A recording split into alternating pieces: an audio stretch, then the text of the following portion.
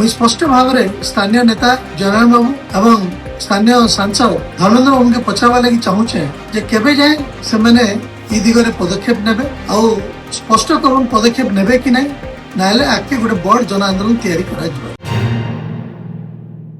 जुआ 2 दिन तले केंद्र रे थिबा बीजेपी सरकार लद्दाख रे गोटे हाईकोर्ट बेंच हवा बोली घोषणा करिछन। स्वागत योग्य पदक्षेप है। तार वर्षे आगुरु कोल्हापुर रे भी गोटे हाईकोर्ट बेंच कले हेटा भी स्वागत योग्य पदक्षेप है। किंतु दुर्भाग्यर विषय है आज 2 वर्ष ऊपर के हलानो बीजेपी सरकार के ओडिशा रे जेन प्रतिश्रुति तांकर बीजेपी रो नेता माने देइथिले गत निर्वाचन समय रे जे पश्चिम ओडिशा रे एवं संबलपुर रे गोटे हाईकोर्ट बेंच करबे बोली आज जाए किसी भी पदक्षेप नहीं नेले।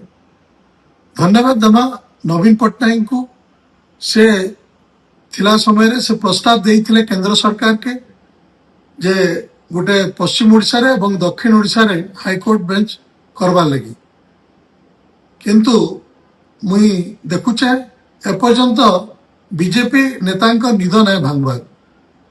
मुई स्पष्ट भाव में स्थानीय नेता जनार्दन बाबू एवं स्थानीय सांसद धर्मेंद्र बाबू के पचारवा लगी चाहूचे जे केबे जाए से मैंने ई दिगरे पदक्षेप नेबे आ स्पष्ट करून पदक्षेप नेबे कि नहीं नाले आके गोटे बड़ जन आंदोलन तैयारी करा जिवो। जुआ 2 दिन तले केंद्र रे थिबा बीजेपी सरकार लद्दाख रे गोटे हाईकोर्ट बेंच हवा बोली घोषणा करिछन। स्वागत योग्य पदक्षेप है। तार वर्षे आगुरु कोल्हापुर रे भी गोटे हाईकोर्ट बेंच कले हेटा भी स्वागत योग्य पदक्षेप है। किंतु दुर्भाग्यर विषय है आज 2 वर्ष ऊपर के हलानो बीजेपी सरकार के ओडिशा रे जेन प्रतिश्रुति तांकर बीजेपी रो नेता माने देइथिले गत निर्वाचन समय रे जे पश्चिम ओडिशा रे एवं संबलपुर रे गोटे हाईकोर्ट बेंच करबे बोली आज जाए किसी भी पदक्षेप नहीं नेले। धन्यवाद दमा नवीन पट्टनायक को से थिला समय रे से प्रस्ताव देइथिले केंद्र सरकार के जे गोटे पश्चिम ओडिशा रे एवं दक्षिण ओडिशा रे हाईकोर्ट बेंच करवा लगी। किंतु मुई देखुचे एपर्यंत बीजेपी नेतांक निद नहीं भांगबार।